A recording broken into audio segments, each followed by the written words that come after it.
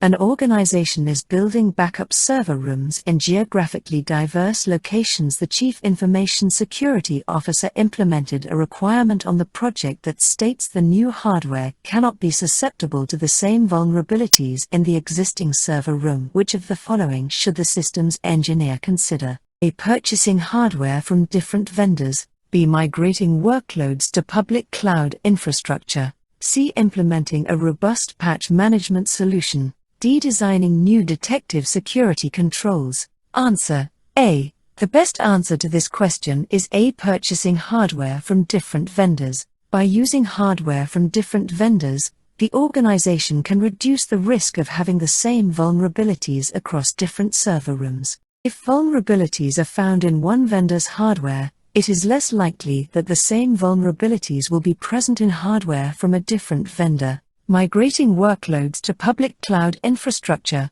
B, is an option to consider, but it may not directly address the requirement to prevent the same vulnerabilities in the existing server room. Cloud infrastructure still relies on hardware and software, so the organization would need to ensure that vulnerabilities are not present in the cloud infrastructure as well. Implementing a robust patch management solution is also important for reducing the risk of vulnerabilities. However, it may not be enough to ensure that vulnerabilities are not present across multiple server rooms. Designing new detective security controls, D, may help to detect and respond to vulnerabilities, but it does not directly address the requirement to prevent the same vulnerabilities across different server rooms. Therefore, the best answer is A. Purchasing hardware from different vendors.